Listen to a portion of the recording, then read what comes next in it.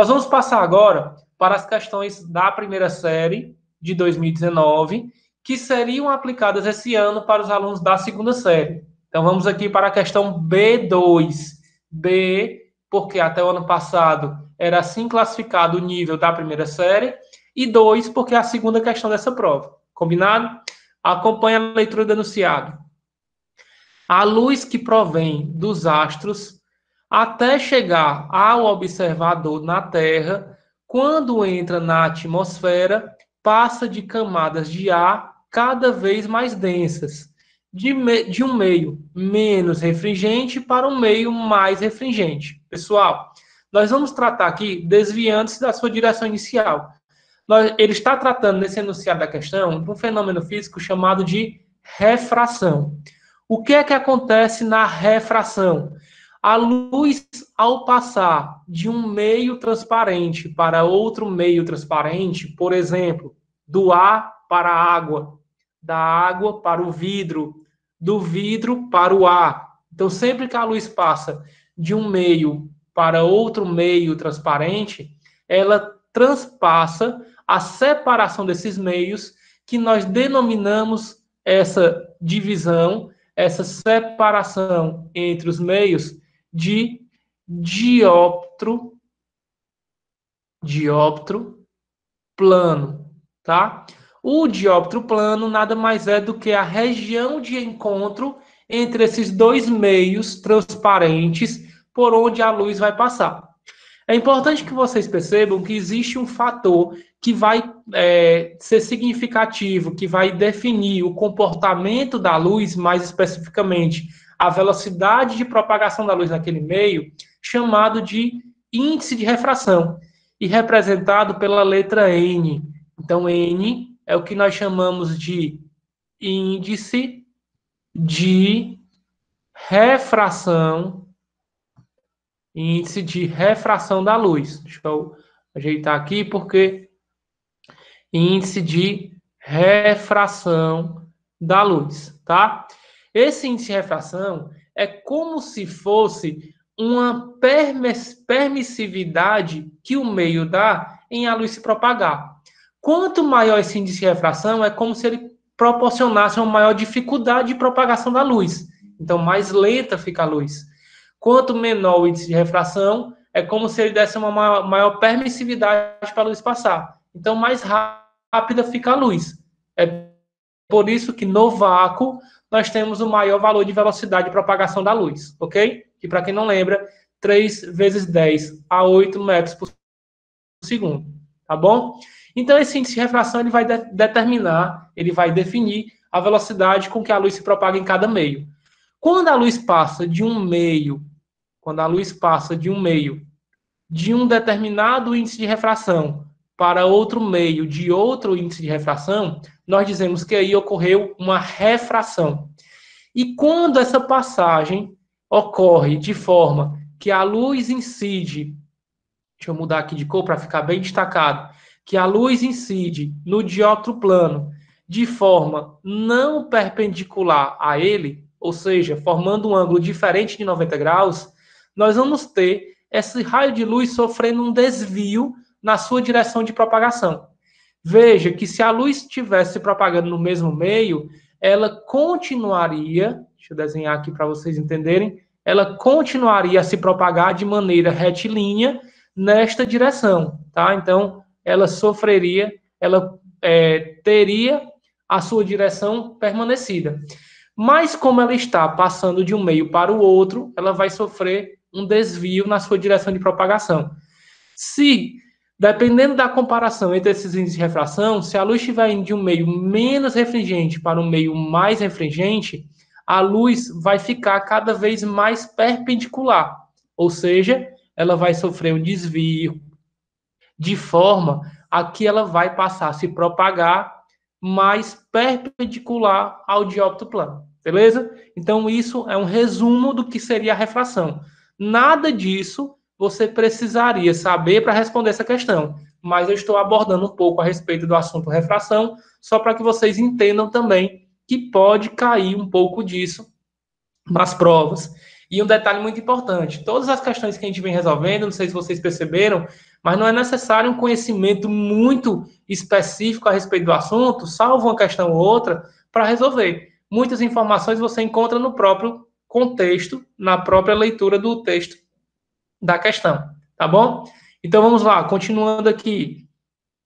Por isso vemos um astro em uma posição aparentemente diferente da posição quando observamos na superfície terrestre. Então, por exemplo, se essa luz tivesse sido proveniente de um passarinho aqui no ar e aqui tiver um peixe, um caçador, não sei se vocês sabem, mas tem peixes que se alimentam de outros animais e muitas vezes esses animais podem ser até aves, como por exemplo o tubarão, que muitas vezes se aproveita o fato de uma ave descer até a superfície da água para pescar o seu alimento e o tubarão aproveita e vai lá e captura esse pássaro. Enfim, se o pássaro estiver aqui voando e o tubarão estiver aqui na água, como o raio de luz está sendo proveniente do pássaro, para o tubarão, ele vai observar esse raio de luz aqui, mas para ele é como se ele estivesse saindo desta posição.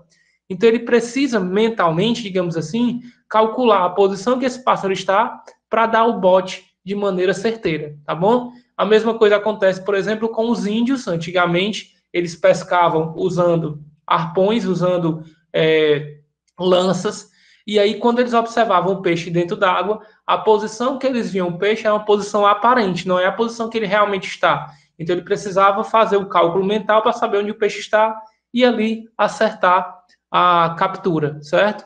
Vocês conseguem perceber isso quando vocês estão na borda da piscina.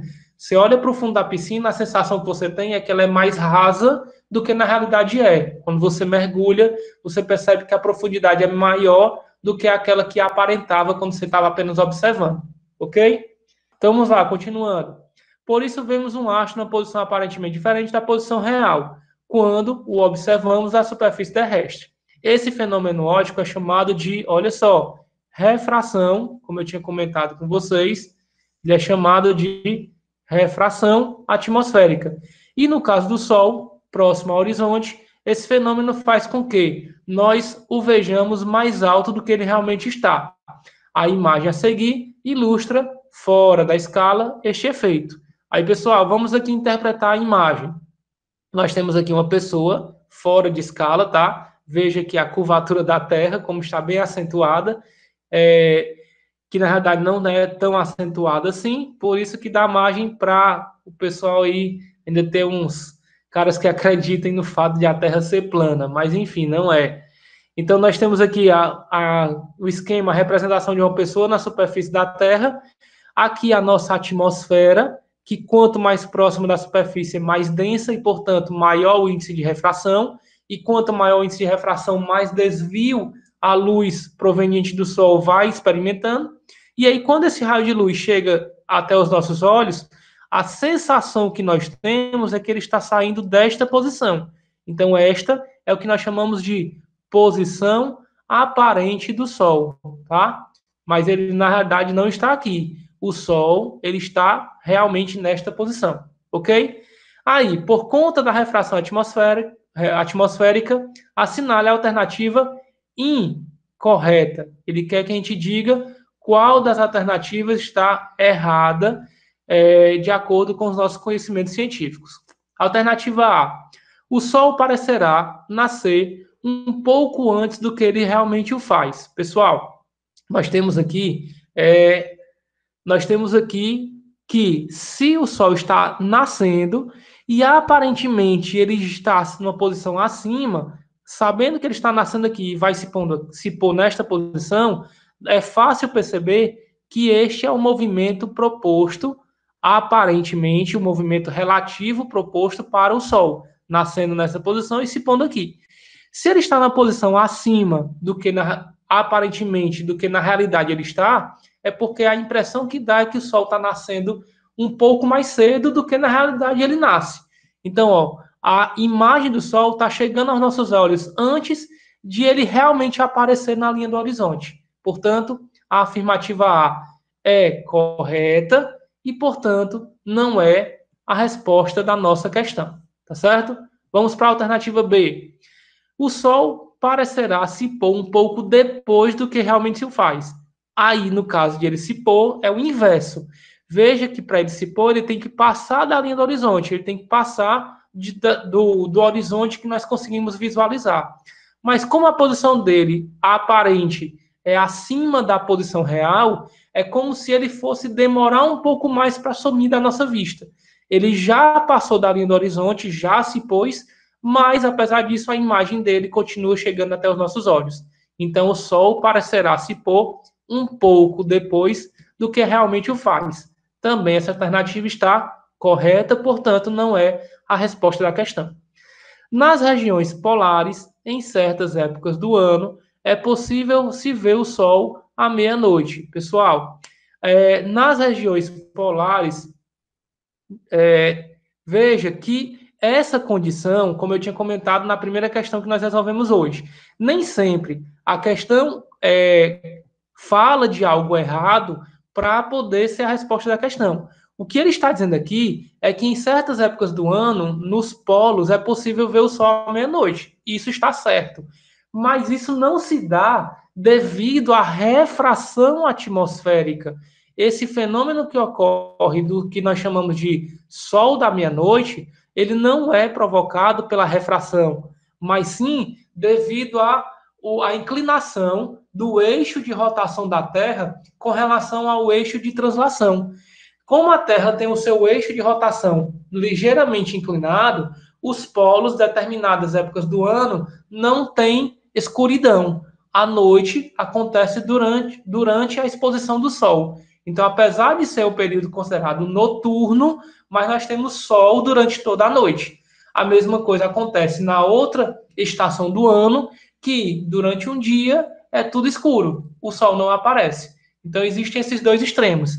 Então, apesar dessa afirmação falar algo correto, ela não se refere à refração, portanto, ela vai ser considerada errada, e daí a resposta para a nossa questão. E só por desencargo, exatamente.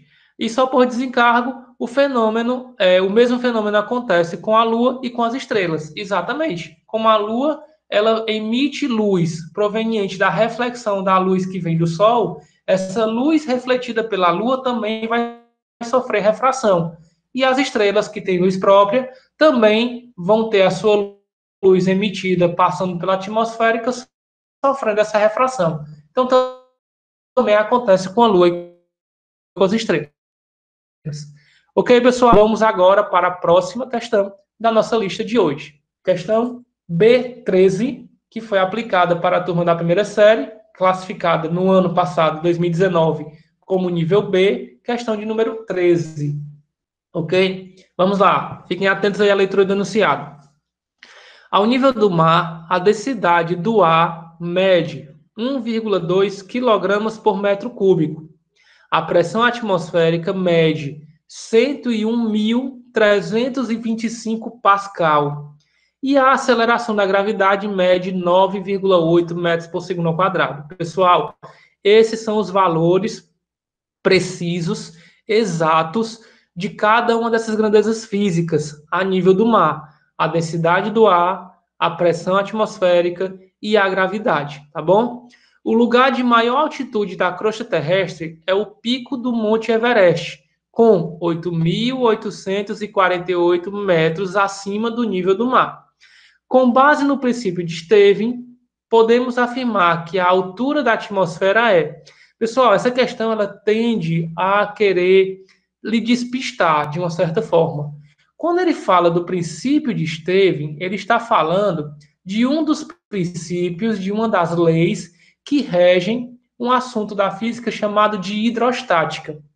O princípio de Stevin, ele trata das pressões dos fluidos. Ele nos permite calcular a pressão dentro de um fluido, certo?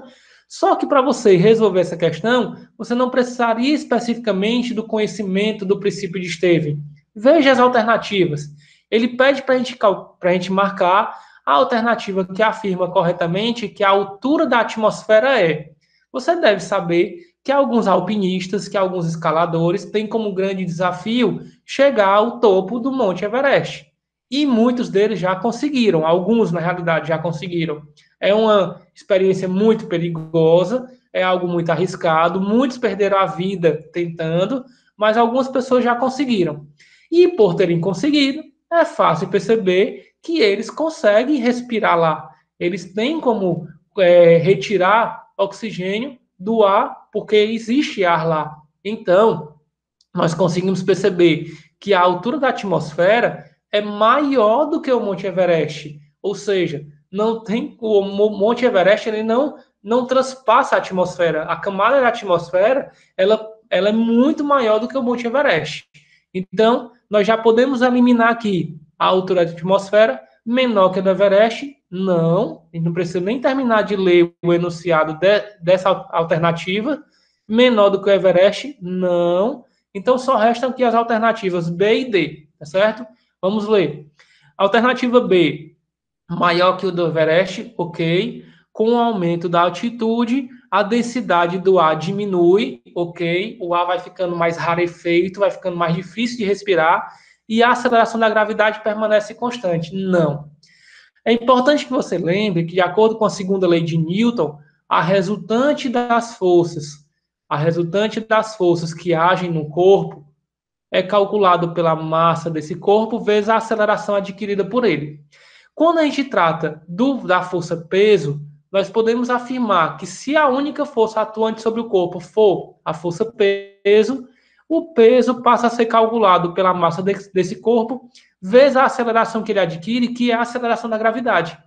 A aceleração essa provocada pela força-peso, que nada mais é do que a atração que a Terra faz em qualquer corpo que esteja dentro do seu campo gravitacional. E nós já vimos em questões anteriores que essa força atrativa, chamada de força gravitacional, é calculada por G, Mzinho, sobre D ao quadrado. Quando você compara essa equação com essa, ou seja, já que a força-peso é a força gravitacional aplicada pela Terra, nós podemos dizer que nós podemos afirmar que mg é igual a G, Mzinho, sobre D ao quadrado, nos permitindo, assim, simplificar a massa de um lado com a massa do outro e concluir que a gravidade da Terra pode ser calculada pela constante gravitacional multiplicado pela massa do corpo que gera a gravidade, no caso pode ser a Terra, pode ser a Lua, pode ser outro planeta, dividido pela distância do centro desse corpo até onde eu quero calcular a gravidade ao quadrado, ok? Veja então que a gravidade é um fator que depende da distância onde você está considerando. Como o topo do Monte Everest é o ponto mais distante do centro da Terra, quanto maior for essa distância, menor vai ser a aceleração da gravidade.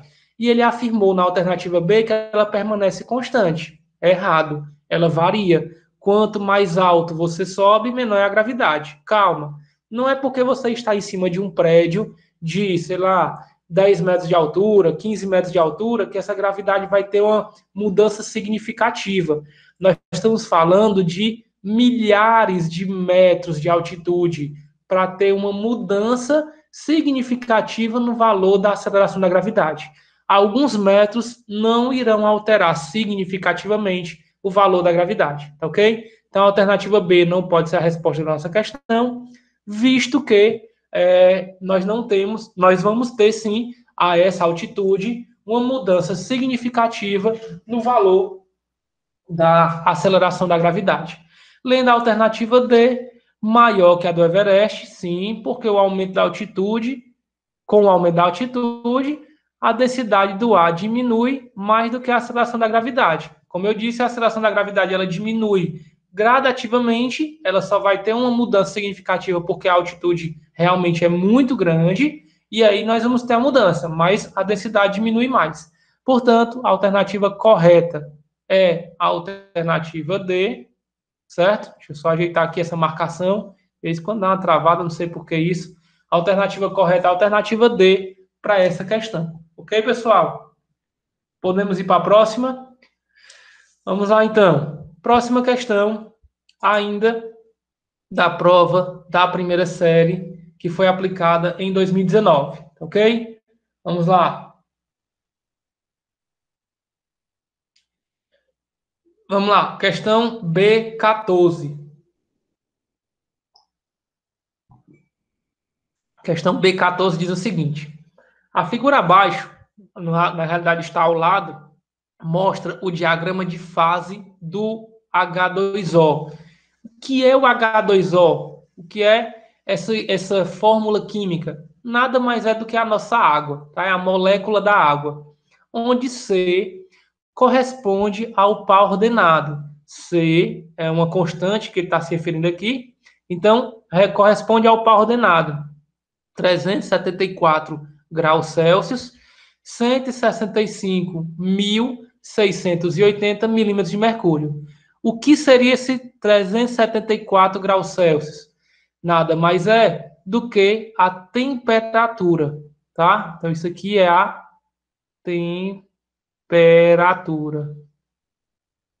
Veja que ele não precisa dizer que é a temperatura, porque você precisa conhecer as unidades de medida.